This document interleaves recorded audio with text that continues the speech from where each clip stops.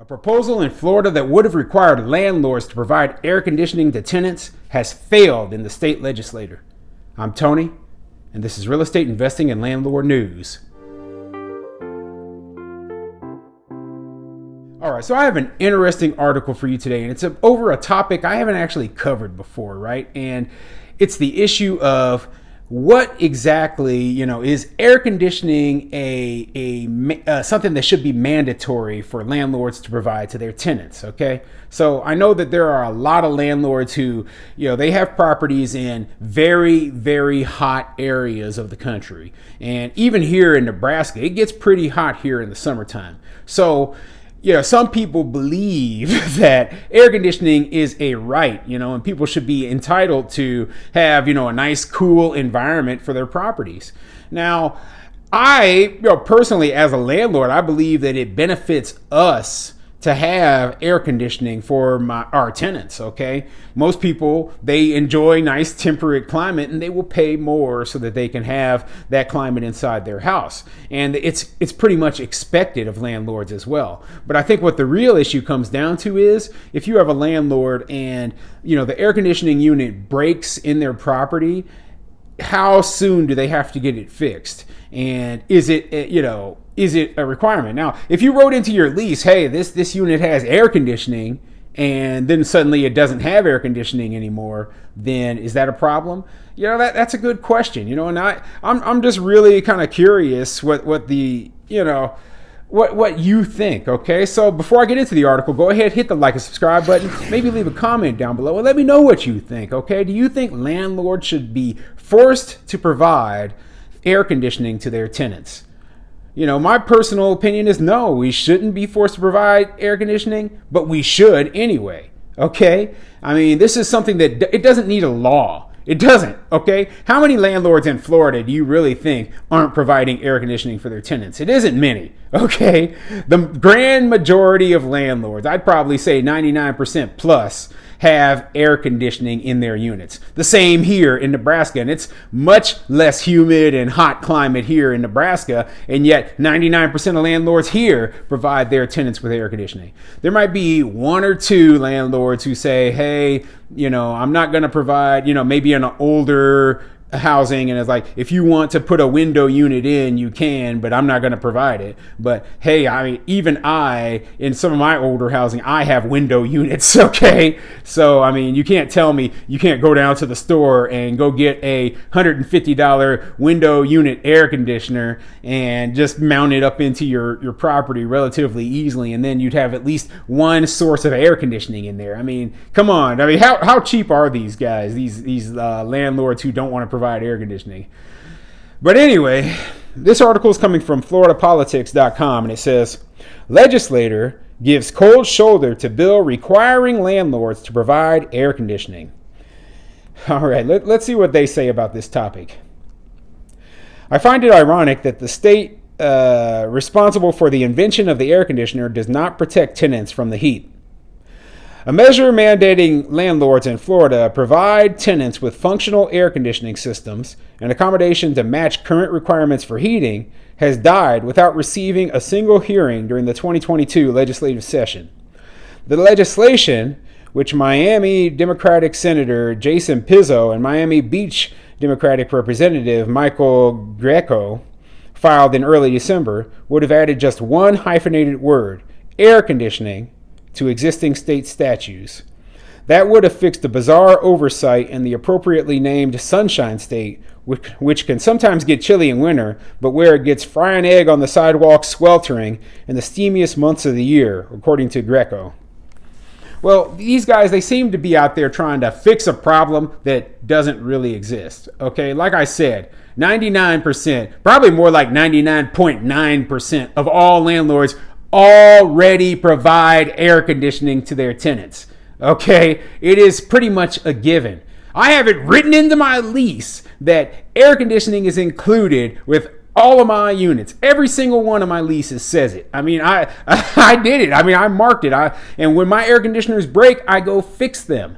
Now, when you write in there that you have to provide air conditioning only thing you're doing to most landlords is saying, hey, what you're already doing now, we're mandating it by law, which is kind of pointless. Okay, it's kind of pointless. The one or two landlords who aren't providing air conditioning, they're not going to have tenants for a very long time. They're going to be, how could they? They're going to have to compete with all the other landlords, the other 99.9% who do have air conditioning. And the tenants would have a right to leave because, heck, who the hell wants to live in a place that's sweltering hot in the middle of the summertime? Nobody. Okay, so yeah, this is a law looking for a problem. This is a typical politician solution to a problem that doesn't exist. Okay, they want to look good on the cameras by saying, see, we were trying to fix the big air conditioning problems for all of those landlords who are refusing to, there are almost no landlords who aren't providing air conditioning, okay? And that's not just in Florida, that's everywhere. This is ridiculous. You could probably go to Alaska and all the landlords there are providing air conditioning. That's how ridiculous this is, okay? This doesn't make any sense. That's probably why it didn't get past the legislator, okay? Arizona requires AC, and Florida should too. In a world of no-brainer bills, I would put this one toward the top of the pile. Instead, it appears the bills were frozen out, stuck at the bottom of the pile for their first and last committee stops this session. Zephyr Hills Republican Senator Danny Burgess and Jacksonville Republican Representative Wyman Duggan chaired those committees and decided whether or not the legislation got a hearing. With fewer than 5 days to go before sine die, most committees can't meet without special permission from Senate President Wilton Simpson and House Speaker Chris Sprowls. As such, Greco and Pizzo will have to wait until next year to see through the measure. Oh, too bad, you just have to wait for a full year before you can see. But, it's funny that air conditioning has existed for, 100 years or whatever, right? And Florida's been around for a long time, yet you never hear about this being some kind of huge problem. Why is that? Well, maybe because most people already have air conditioning. Okay. But yeah, this is a ridiculous topic. And, I'm one of those people who believes that we have too many laws, okay? We have so many laws in place, and what they end up doing is they end up biting on the good landlords. So how can a law like this end up hurting a landlord who's already doing everything they're supposed to be doing? So they pass a law that says, okay, all landlords have to have air conditioning in their unit, right? In their units. So what you end up with is you have a small mom and pop landlord who has just one single rental house, right? And has the air conditioner in there, but it breaks down.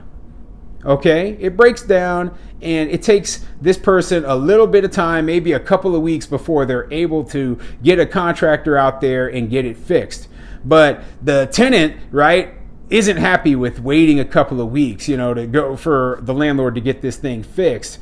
So they call the city. The city comes out, fines the landlord hundreds of dollars. And this landlord only owns one property, right? And so this landlord already is struggling to pay to get this, air conditioner fixed. It's going to cost them thousands of dollars. Maybe they have to get it replaced or whatever. And now they're getting fined from the city on top of that because it took a little bit longer than what the city required for them to get it, in the time that the tenant thought it was okay to get it fixed.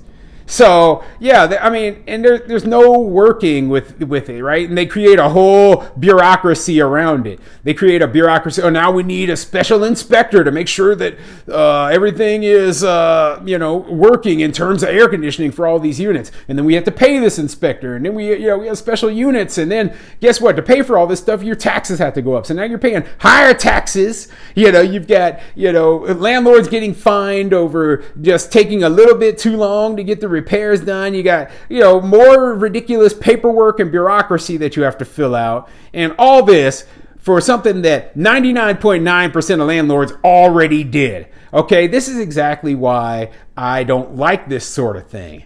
And, the more bureaucracy, the more rules that are put into place, the higher the rents will be, because landlords, in order to comply with those rules, they have to keep the rents at a higher level in order to pay the higher taxes that are required so that, these rules can be, administered. We have to keep the rents higher. Okay.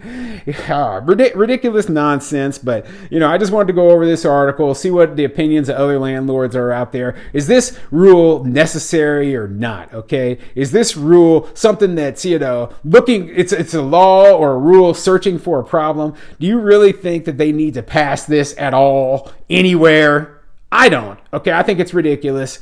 I think that, it's not an issue at all, and that it's just a waste of government time to try to make politicians try to fool voters into think they're actually trying to do something, that's useful.